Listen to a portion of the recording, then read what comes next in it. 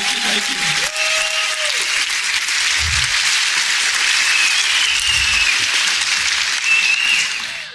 All right.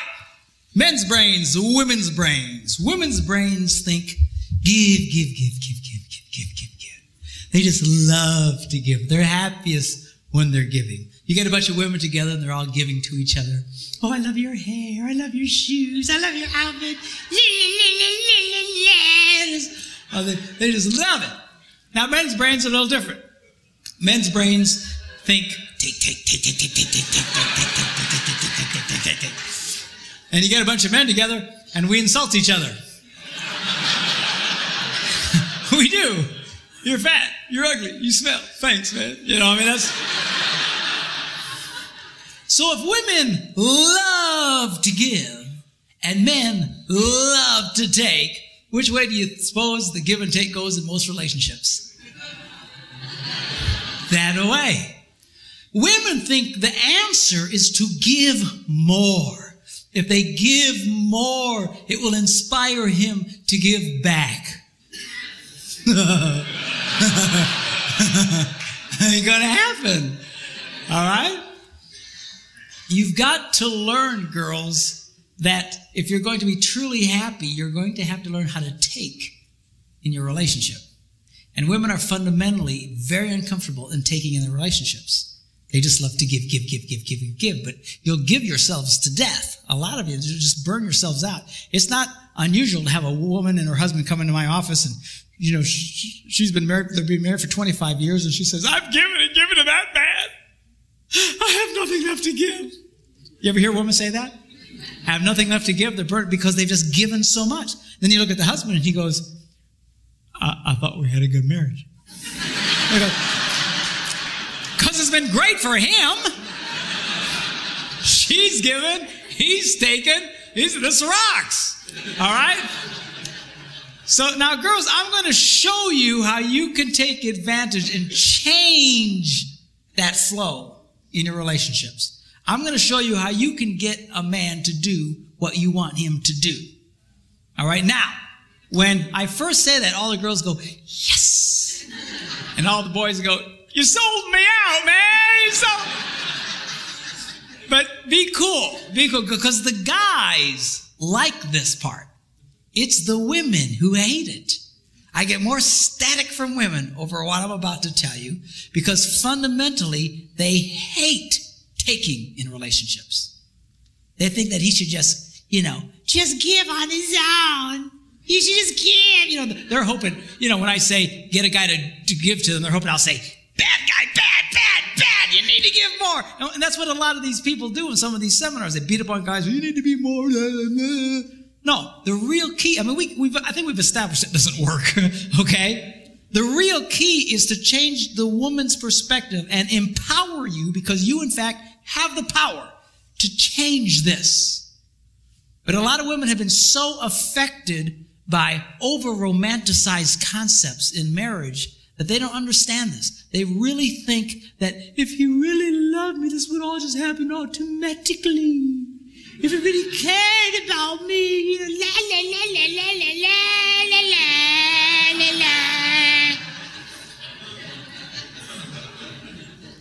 A lot of women really struggle with this concept because they tend to live in this false romantic fantasy land.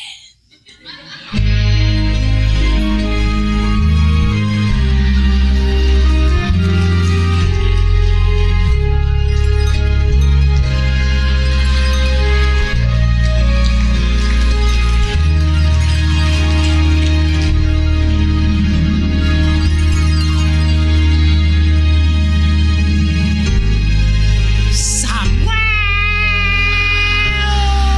over the rainbow.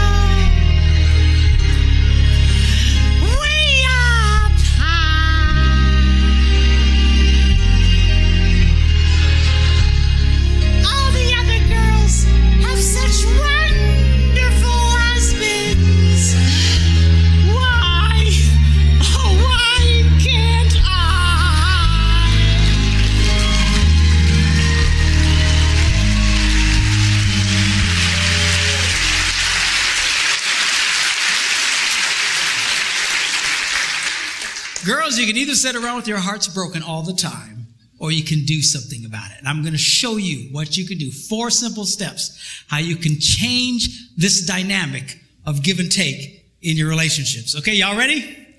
Here we go. Number 1, how to get a man to do what you want him to do. Number 1, you need to ask him more than once.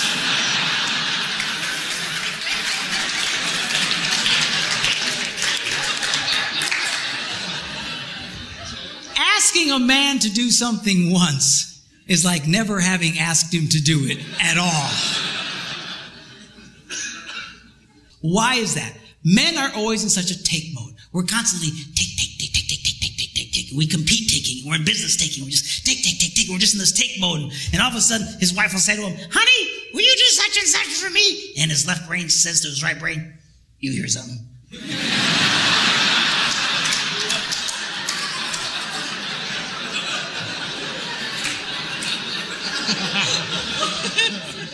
His right brain goes, nope.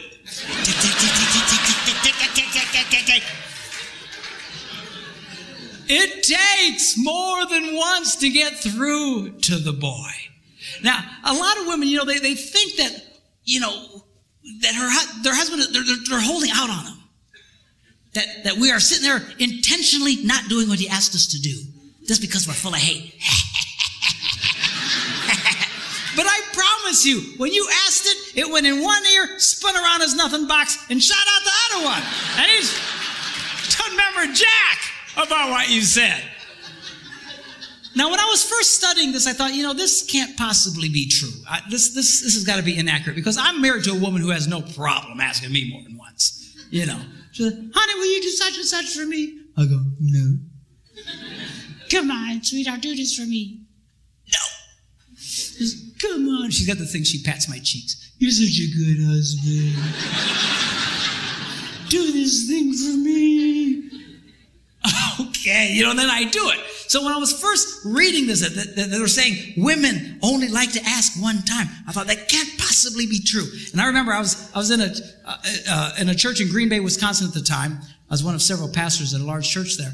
And I before service started, I thought, I'm going to ask some ladies, because this can't possibly be right. So I came up to a lady. I said, let me ask you a question. She said, yeah. I said, do you have a hard time getting your husband to do stuff for you? She goes, Pastor, you have no idea. She says, I asked that man to paint the ceiling. That was back in October. It's March. He doesn't do it. He walks in every day. She's just getting mad telling me about it, okay? And I said, okay. I get it. But let me ask you a question. Because remember, I want to prove what I've just been reading wrong. I said, let me ask you a question. How many times did you ask him to do it? And she stared at me like a dog at a new dish.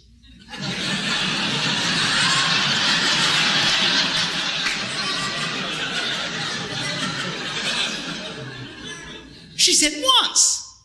I was stunned. I says, why wouldn't you ask him more than once? She says, I shouldn't have to. I said, you might want to try that. I got away from her. Went to another woman. I said, come here. And she says, what? I said, let me ask you a question. Do you have a hard time getting your husband to do stuff for you? She says, Pastor, you have no idea. She says, I will ask my husband, honey, put away the laundry, and I'll stick it right in the middle of the living room. And he didn't do it. He just walks right over the top of it. He just walks around it. It'll sit there for a month. And she asked me with all seriousness, she said, Pastor, can't men see laundry?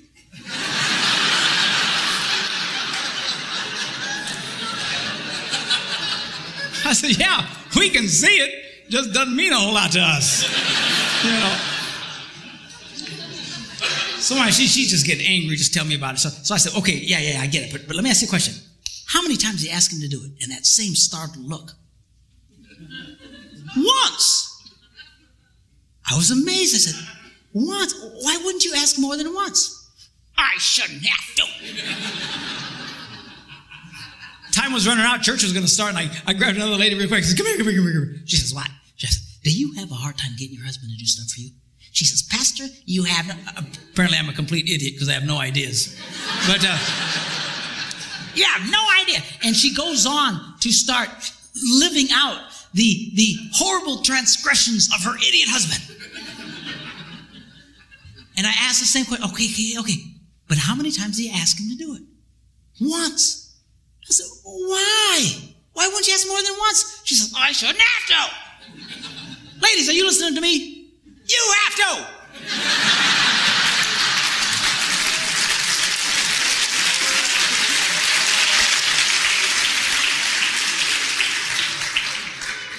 To just get mad and madder and madder and having a cow over nothing. He doesn't even remember what you said. He's not thinking about it. But then I learned something. The reason women find this so offensive is because really, they don't want to ask the first time. It's true, you little sinners.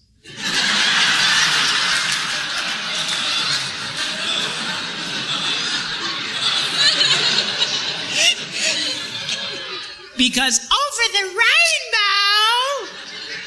if he really loved me, I wouldn't have to ask. Well, come on.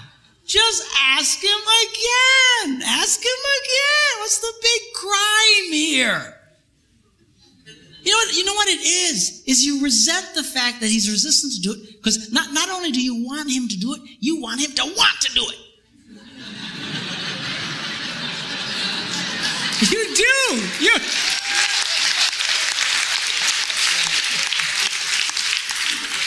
Well, I got news for you. We don't want to do it. We're never going to want to do it. If we wanted to do it, we'd have done it already. What do you care about the internal motivations of his heart? Stop! So he does it. I'll finally do something my wife wants me to do. I don't want to do it. I say, I'll do it. And she just... because she's getting something out of me. What's with this? Always analyzing the internal motivations of the guy's heart. I mean, getting yourself all kinds of trouble. I was in Germany some months ago doing some seminars for the troops who were rotating out of Iraq with the army. This one lady tells me, she says, you know what? She says, my husband, if there are dirty dishes in the sink, he cleans them and puts them away.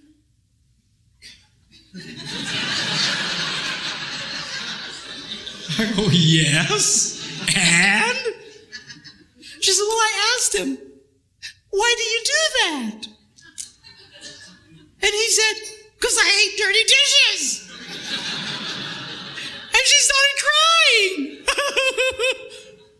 I said, lady, most women think they died and went to heaven of their husbands. Yeah, but I wanted him to say, well, I do it because I love you.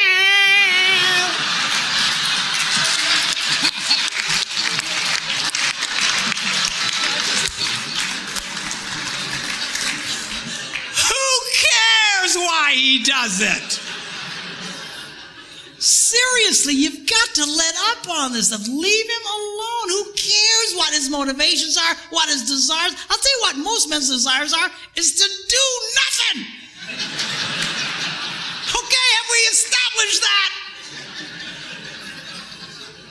So get him doing stuff for you. Who cares why he wants to do it in his heart? Number 2, you need to ask him the right way. Now, what does that mean? That means don't insult the boy. A lot of women think they can use insult as a way to motivate a man. Like, what are they smoking? What is... not gonna work. What's the matter with you? You some kind of idiot. What's the matter with you, a man? Can't you do... what's the matter with you? Can't you pick up the laundry? No, I can't. Don't insult. Do you know why women do that? Because it would work on them. If you insulted a woman, if you embarrassed a woman, she would change. She would do something about it. But you embarrass a guy, you insult a guy, we don't care.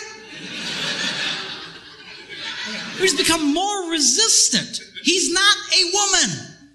Okay? Don't insult the boy. Insult is not a motivator for a man.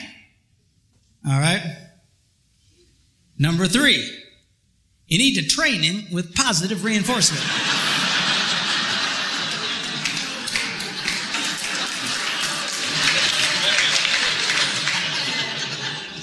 What does that mean? Well, training a man is kind of like training a chimpanzee. If the chimp does what you want, you give him a reward. If the chimp doesn't do what you want, you just don't give him the reward. You don't beat the snot out of the monkey. Because then you got a freaked out ape. Every time you come around, he'll just, he'll run away from you. So, well, how does a woman reward a man? Very simply, by appreciating the pathetic things he does. Because men love to be appreciated. And the problem here is that women only like to appreciate unexpected kindness. If it's unexpected, they light up. But if it's expected, it's like,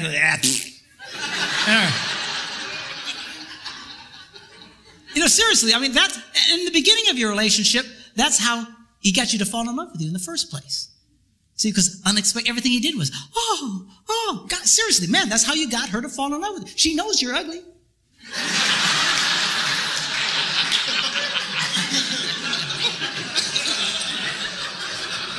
How do you think you got such a beautiful woman like that? Because you were nice to her and everything was, But after 32 years, it's hard to come up with unexpected, man, I'm telling you. But the more you appreciate the kindnesses that he does, the more he wants to do it. Men respond. Men, I'm telling you, they love to be appreciated. Now, give you an example. I was at home and I had a dirty dish in my hand. I was by myself. And I'd actually gotten trained to the point I could put it away in a dishwasher. And I went up to the dishwasher and I opened it up, but it was full of clean dishes. And that's a moral dilemma to a man.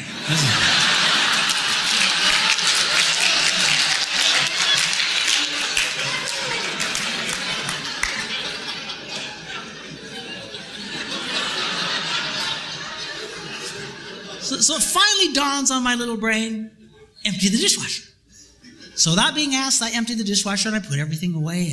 And then, of course, I stick around because I want to see what happens.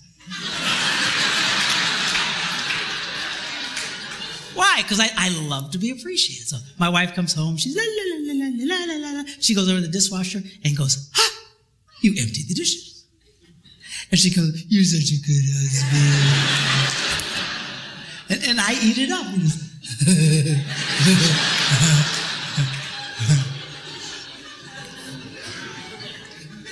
Now, guys, get a clue here. I know it's hard, but she loves unexpected kindness. You need to learn to give her unexpected things, unexpected little things. That's how you can keep a woman crazy in love with you in that way. I told my guys I want to write a book, 365 unexpected things a man can do for a woman.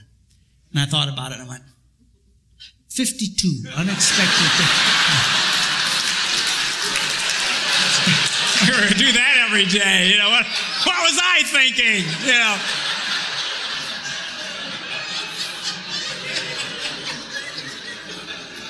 Because they light up. They light up. You know, some time ago when I was first doing this, I couldn't afford to take my wife with me. And so I was doing a lot of traveling by myself. And I was at a grocery store or gas station. I was paying for the gas, and I saw one of these rack of greeting cards. And this one caught my eye. It said, "My favorite place to be is wherever you are."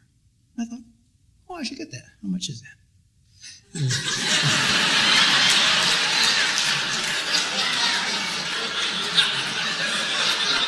Do you hear these women? The minute I did, you ruined it! You just ruined it! What was the motive of your heart?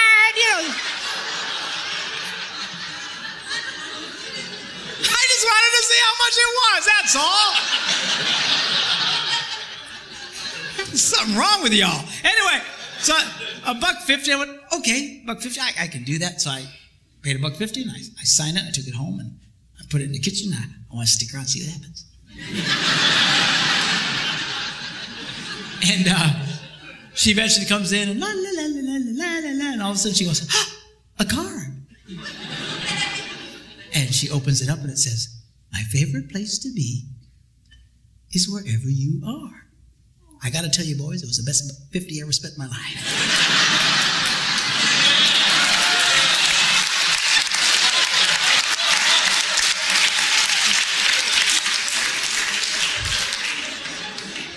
But we'll talk more about that tomorrow. Okay, now.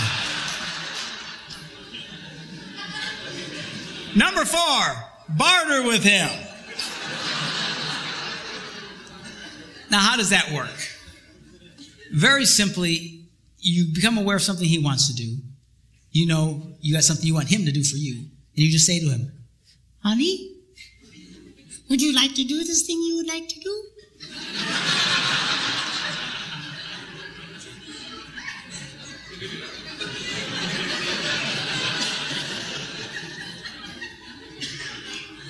Yeah. Well, do this for me, and you can do that. What's the catch?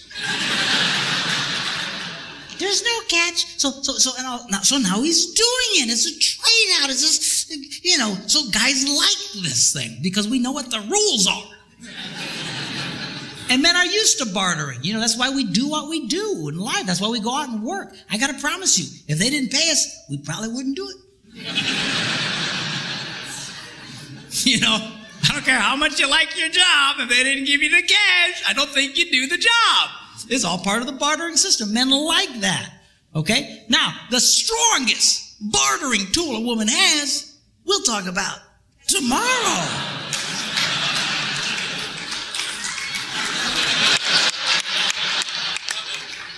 Oh, that's terrible. I had one lady say to me, doesn't that make me a prostitute?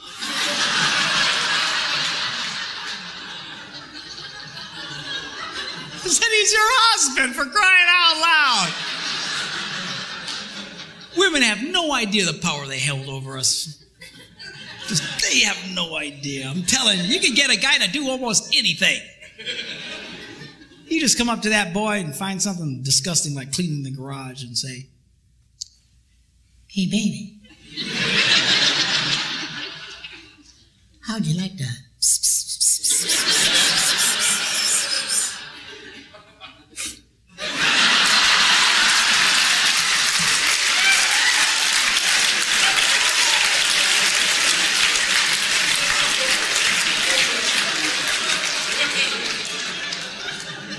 Why, yes, I would. Well, I'll tell you what. You go clean the garage and then come and find me. Man, you got yourself a motivated boy.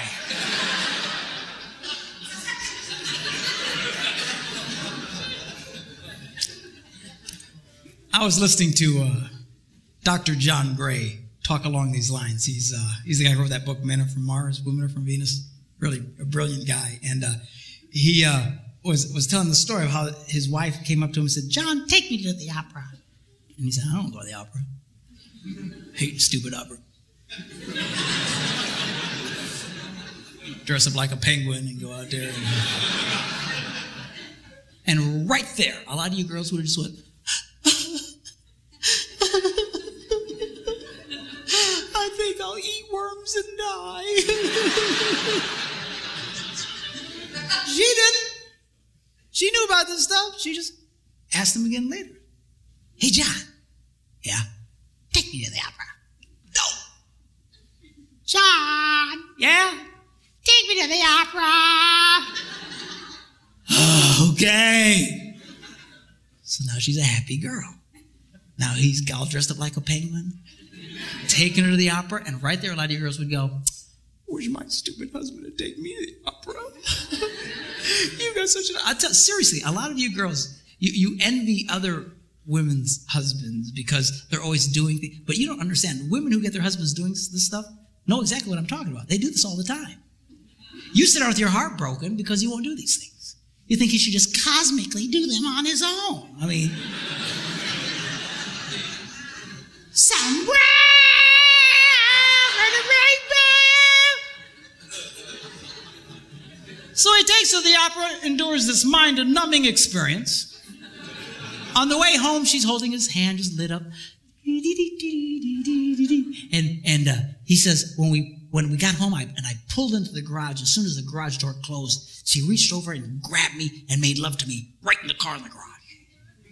I assume they weren't driving a subcompact.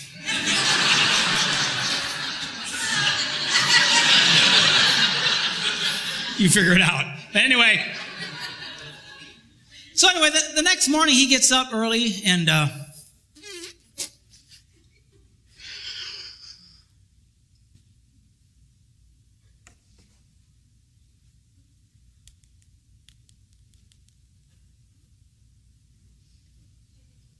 yeah, I was wondering, how much are season tickets to the opera?